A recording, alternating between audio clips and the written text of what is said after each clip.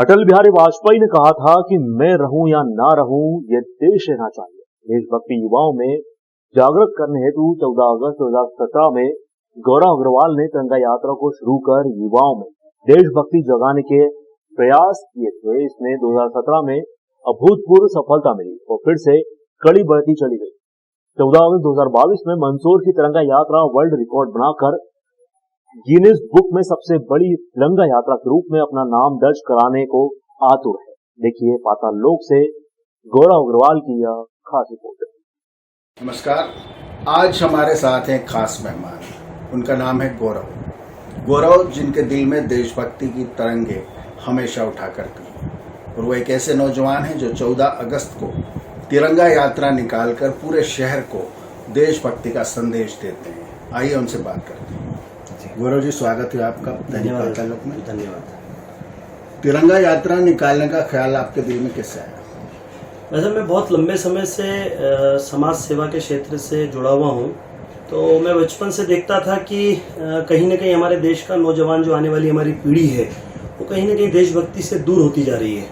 तो मेरे मन में लगातार एक टीस थी कि कहीं ना कहीं ऐसा कुछ करना चाहिए कि जो आने वाली पीढ़ी है, आने वाले नौजवान साथी हैं, उनको ये पता चले कि ये जो देश की आज़ादी है ये हमको कितनी मुश्किलों से मिली है, कितने लोगों की शहादत इसके अंदर हुई है, तब जाकर के आज हम एक खुली हवा में सांस ले पा रहे हैं। तो मैं चाहता था कि कहीं ना कहीं देश के नौजवान साथियों को, शहर के नौजवान साथियों को एक इस काम से जोड़ा जाए जिससे कि उनके अंदर देशभक्ति का ज्वार जो है वो वापस संचारित हो और वो देशभक्ति से और तिरंगे को प्रेम करें। तो इसलिए मेरे मन में ख्याल आया कि क्या किया जाए। तो हम ऐसे ही कुछ साथी बैठे थे, ऐसी विचार विमर्श कर रहे थे। तो सभी साथियों ने कहा कि बोले अपन स्वतंत्रता दिवस की पूर्व संध्या पर अपन अखंड भारत दिवस के उपलक्ष्य में अपन एक भव्य तिरंगा यात्रा की शुरुआत करते हैं। तो हमने पिछले 5 साल पहले, लगभग 5 साल पहले हमने तिरंगा यात्रा की एक शुरुआत की थी, जिसमें सभी युवा साथियों ने, शहर के प्रमुख लोगों ने इस पूरी तिरंगा यात्रा में साथ और सहयोग दिया था। तो वो पहला साल था हमारा। उसके बाद से लगातार निरंतर हम पिछले 5 सालों से इस तिरंगा यात्रा को निकाल रहे हैं, जिसमें पूरा शहर सहभागी होता है। माताएं, बहनें, लगातार सभी का प्रेम स्नेह मिलता है। हमारे बुजुर्ग जो लोग हैं वो भी इसको आशीर्वाद देने के लिए आते हैं। जो लोग तिरंगा यात्रा में सम्मिलित हो पाते हैं वो तिरंगा यात्रा में सम्मिलित होते हैं, और जो लोग नहीं हो पाते हैं वो अपनी दुकान, संस्थान के बाहर, अपने व्यापारिक प्रतिष्ठान के बाहर, अपने घर निवास के बाहर उस तिरंगा यात्रा का भव्य स्वागत करते हैं। अच्छा, इसको लेकर भविष्य में और क्या प्लान है आपका? इसको किस तरह से और अच्छा बनाना चाहते हैं? इसमें हमारा ये प्लान है, आने वाले जो अभी 14 तारीख के दिन इस तिरंगा यात्रा को लेकर के जो हम लगातार सभी युवा साथी और पूरी समिति के लोग जो इस तिरंगा यात्रा को लेकर के बैठे हैं, उनका ये प्लान है कि इस बार और कैसे इसको भव्य और ऐतिहासिक बनाया जाए। उसके बारे में हमने अभी एक पिछले 10-15 दिन पहले पहली एक हमारी बैठक हुई थी, जिसमें कुछ लोगों का विचार विमर्श आया था कि क्यों ना हम इस तिरंगा यात्रा को मंदसौर शहर के नाम को तिरंगा यात्रा के माध्यम से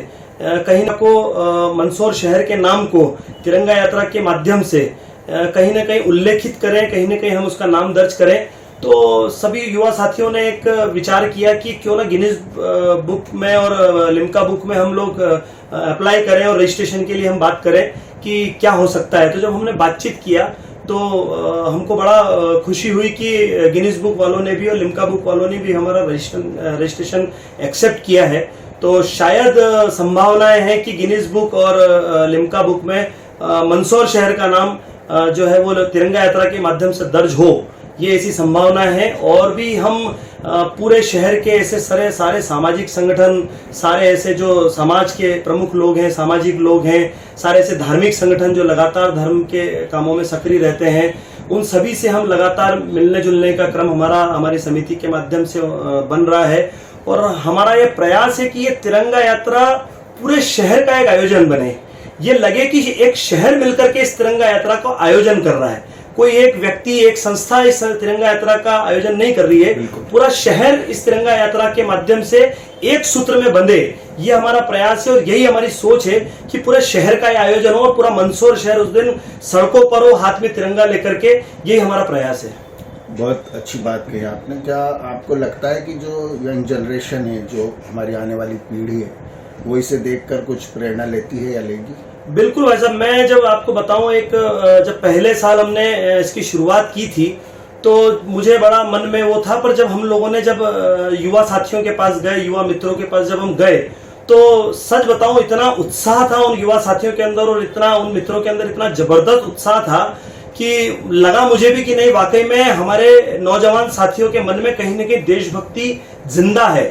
सिर्फ उसको उस चिंगारी को सुलगाने की जरूरत है। और सच बताऊं तो उसी चिंगारी का परिणाम है कि पिछले 4-5 वर्षों से जो तिरंगा यात्रा शुरू हुई थी, वो उस समय शुरुआत में बहुत छोटा प्रयास था क्योंकि पहला साल था। उसके बाद लगातार इस पूरे शहर के युवा साथियों का, मित्रों का और पूरे शहर का इतना आशीर्वाद मिला और इतना सहयोग और साथ रहा है कि आज ये मंदसौर शहर की एक पहचान बन चुकी है तिरंगा यात्रा।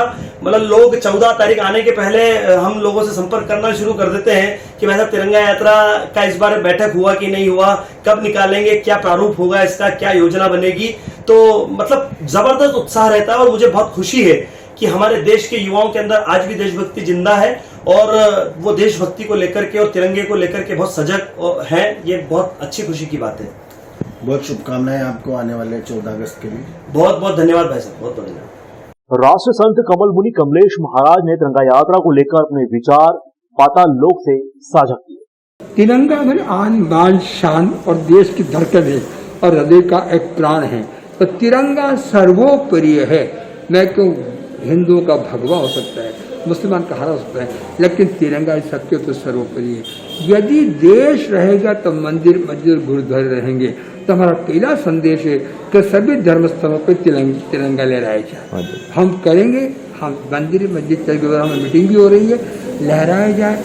और होली, दिवाली और रमजान से भी ऐसे और धूमधाम से मनाया जाए, ईद से भी बड़ा मनाया जाए। हमारा सबसे बड़ा त्योहार है तो तिरंगा त्योहार है। 100 करोड़ जनता को मिलकर के इसे जश्न के रूप में, भक्ति के रूप में और साधना के ये कार्यक्रम मात्र समाज सरकारी समारोह बन के न रह जाए। तो हम सभी धर्मगुरु मीटिंग ले रहे हैं, ऐसे एक राष्ट्रीय एकता के रूप में जनता के सामने विश्व शांति के रूप में प्रस्तुत करें।